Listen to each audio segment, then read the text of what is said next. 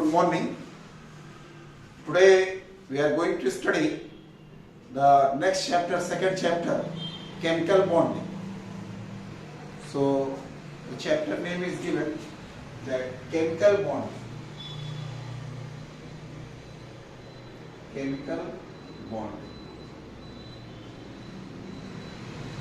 In this chapter you will study that types of the bonding, what is the cause of the bonding. So in the class 9 you will study that two types of the bonding, ionic and covalent, but here one more will come, coordinate. Three types of the bonding you will study. So first of all, what is chemical bond and chemical bonding? So you must have seen that you are writing H2O, CO2, H2SO4.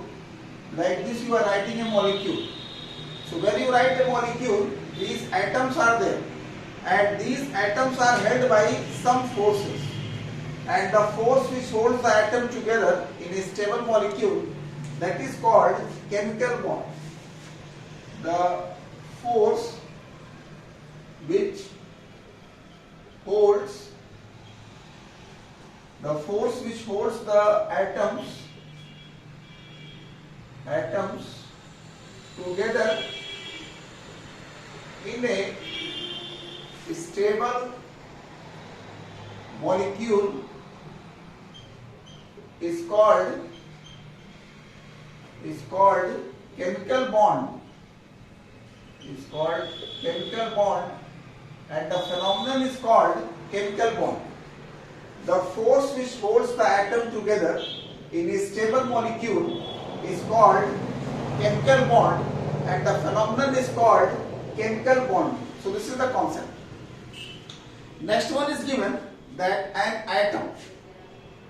So what is an atom? You will study that an atom is the smallest. An atom is the smallest unit of a matter which take part in a chemical reaction. And if you take any atom is made up of three subatomic particles. These subatomic particles are electrons, protons and neutrons. Electron, this is a symbol of the electron, unit negative charge and mass is negligible, and proton, that unit positive mass and the unit positive charge, and neutron no charge but 1 mu mass is there.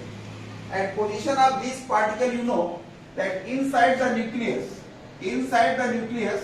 neutron and protons are there, and electrons are distributed in the different orbits according to the Queen square rule you have studied. So electrons are in the different energy cells. So next one is the type of elements which enter in chemical bond formation. So which type of elements will enter in a bond formation?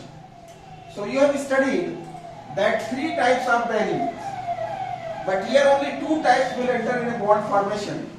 So types of elements enter in bond formation.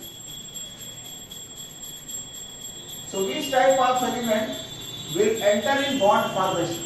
Basically two type of the elements will enter in a bond formation, that metallic element and non-metallic element. Metallic element, and the second one is non-metallic element. Non-metallic element. You will study three types of the elements: metallic, non-metallic and noble gases. So the heading is taken here, types of elements enter in bond formation. So only these two types of the elements will enter in bond formation, metallic and non-metallic.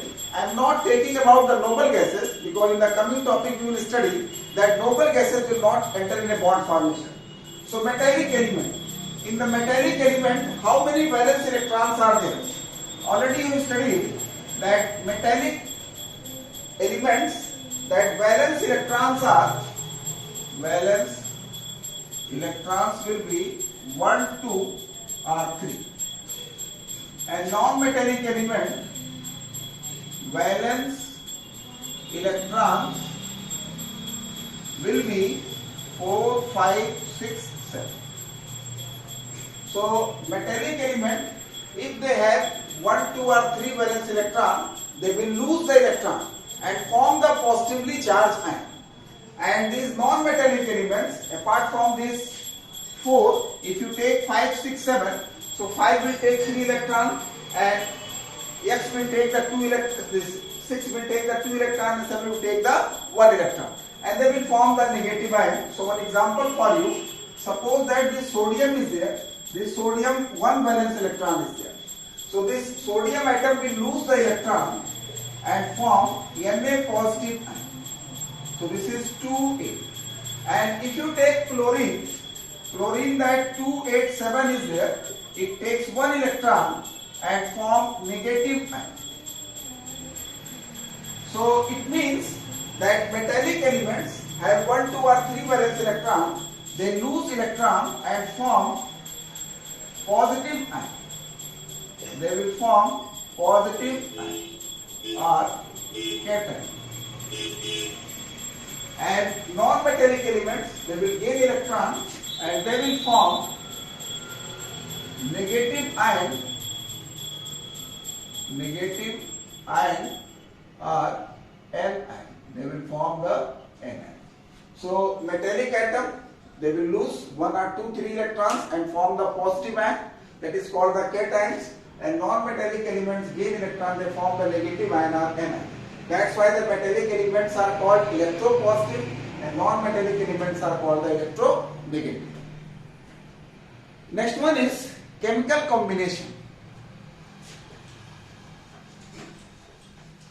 So this chemical combination takes place either by transfer of electron or by sharing of electron. So chemical combination.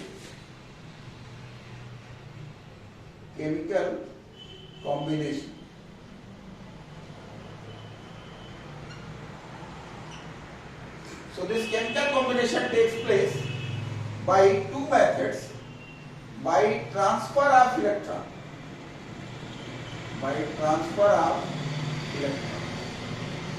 and the second one is by sharing of electrons.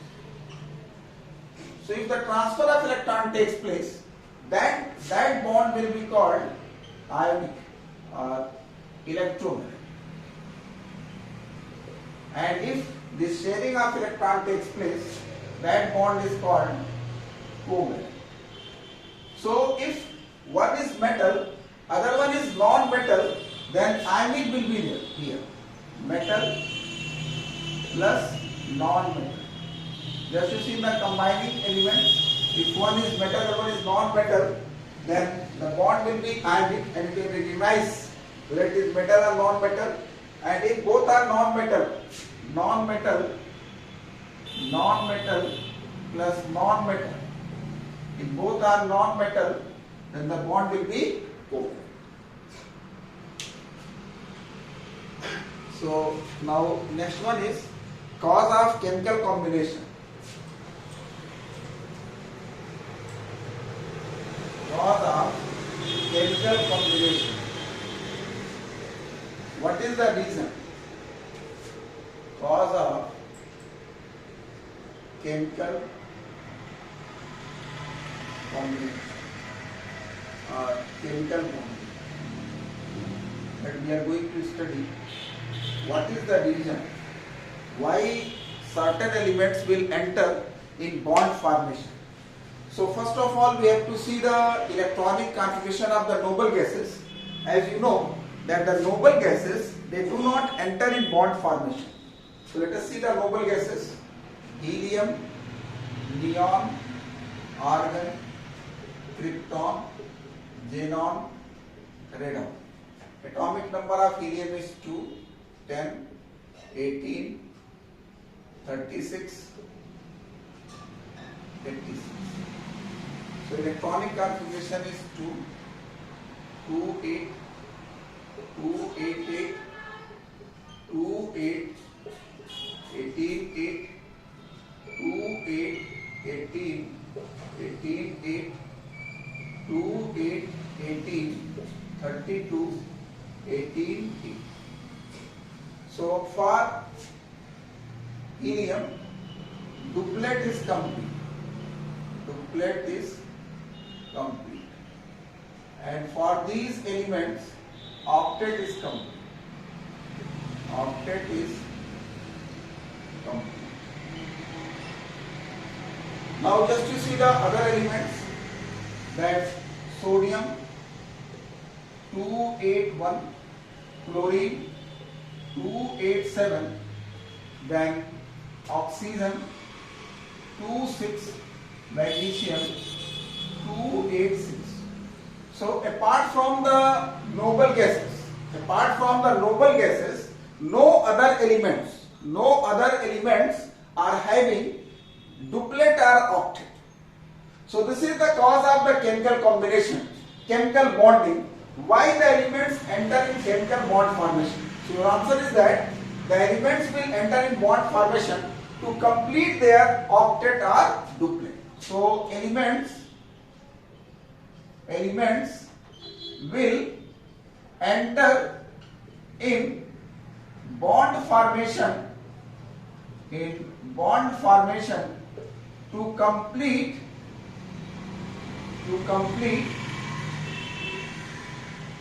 complete their duplet or octet. Now the next question, how they will complete their duplet or octet?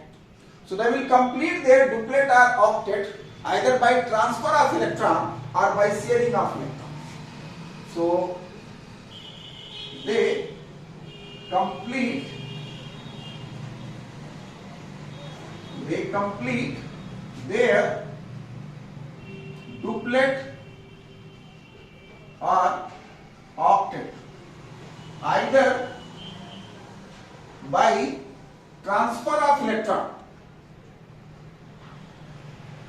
either by transfer of electron, or sharing of electron. So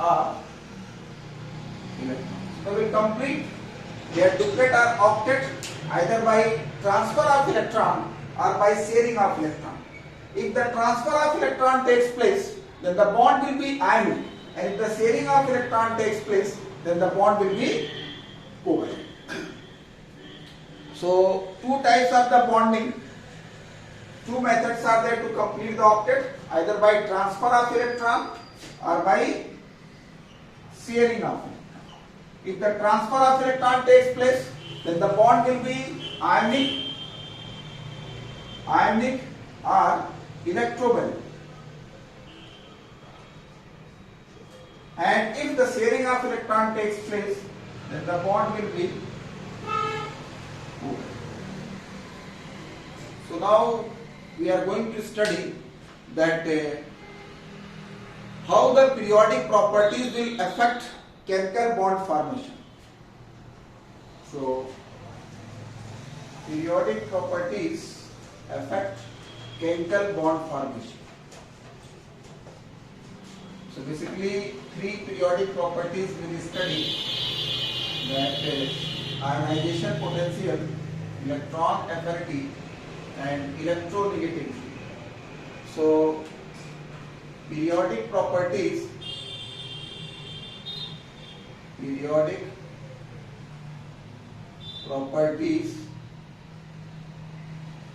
which affect chemical bond formation.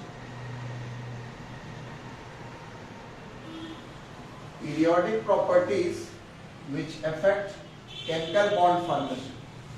So just you see, basically the periodic properties we will discuss here, that ionization potential, electron affinity and electronegativity.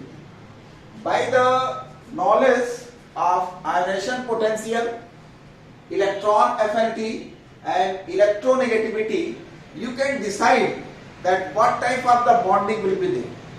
So first of all, I am going to take ionic bond. Ionic bond or electrovalent bond. Both are same. Ionic bond or electrovalent bond. So just you keep in your mind what type of the elements will form ionic bond or electrovalent bond. So metallic element plus non-metallic element. So if the one element is metal and the another element is non-metal, then the bond will be ionic will be there. So just you see, this metallic element should have low ionization potential. Metallic element should have low ionization potential, so it can lose electron easily. And non-metallic element, it should have high electron affinity. Non-metallic element should have high electron affinity, so it can gain electron easily and form negative ion. Then the difference in electronegativity should be large. It is genuine also, because one is metal, the other one is non-metal. Non-metals are more electronegative and metals are less electronegative. So if you take the difference, difference will be large. So in the combining two elements, if one element has a low ionization potential, so it can lose electron easily and form the cation. And another element, if it is non-metal, it should have high electron affinity, so it can gain electron and form negative ion.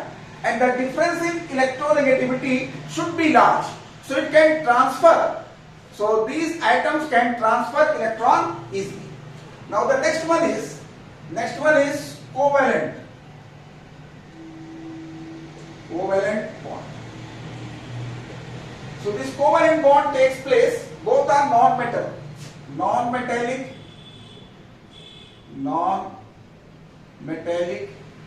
element plus non-metallic element. If both the elements are non-metallic, then covalent bond formation will take place. If you remember all these properties, when you move in a period from left to right, this is the period, and this IP, EA and EN all increases there. And just you see, here right side only non-metals you are getting. It means all the non-metals, they are having high ionization potential, electron affinity and electronegativity. So in covalent bond formation, both are non-metallic elements. So both the elements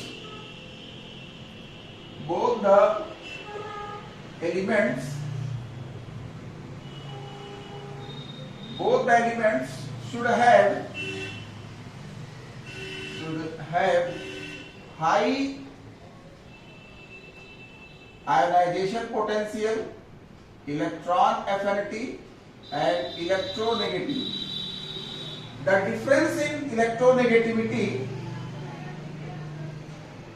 The difference in electronegativity should be negligible.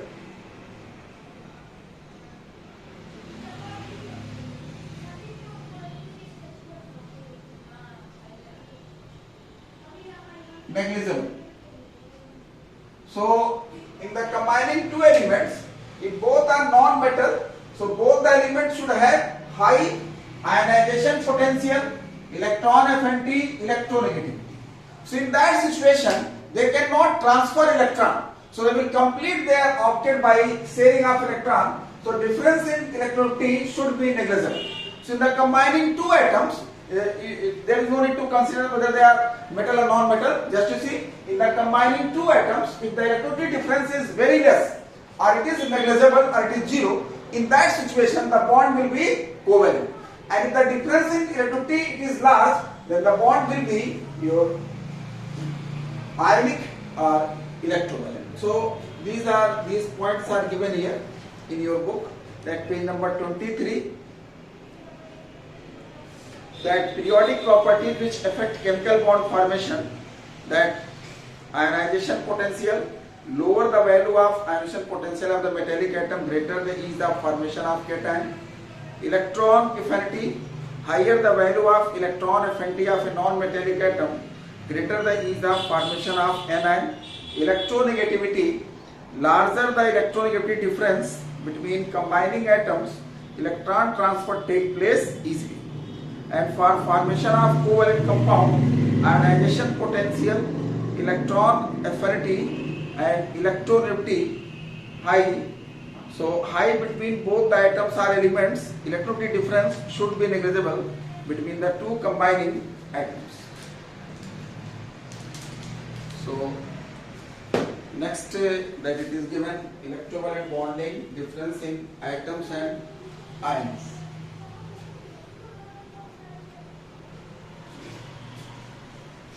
So we are going to take next topic, that atoms and ions.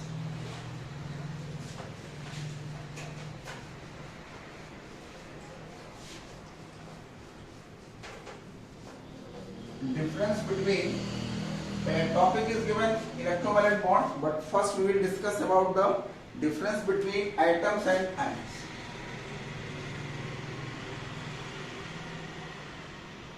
Difference between atoms and ions. So just you take the atoms. Atom with sodium is there, 281, helium 2, neon 28, chlorine 287. This side I have written atoms. Another side you take the ions. Ions Na plus, that 28 Cl negative, 288 O2 negative, 28 Mg2 positive, that 28. So now the first point, that atoms. Atoms, you see, atoms are electrically neutral. Atoms are electrically neutral. And ions are electrically charged particles. Ions are electrically charged particles. Means they will have either positive charge or negative charge. This positively charged ion,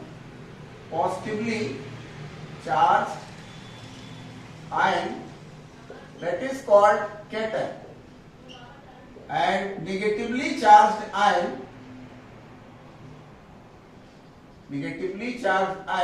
that is called anion. So this is the first point. Second point, just you see, this duplet or octet, here incomplete, here complete, but there duplet or octet always complete. So this is the first point.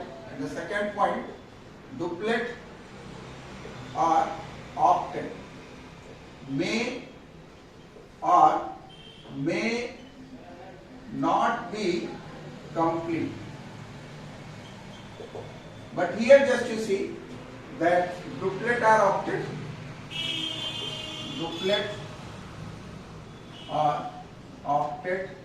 is always complete.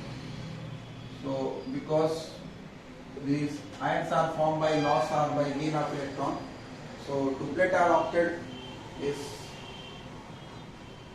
always complete.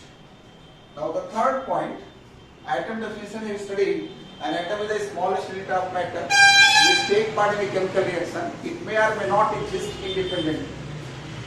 So it may or may not exist independently.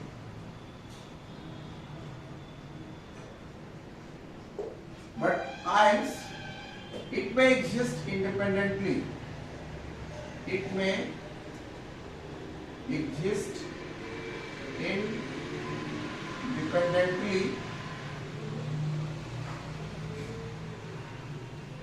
independently in solution. So this point is very important. Sometimes they are asking it exists independently in solution. Define the term. So what you will write? You will write the ions. So just in your book that 3 points are given, that atoms and ions. Here you mark that exist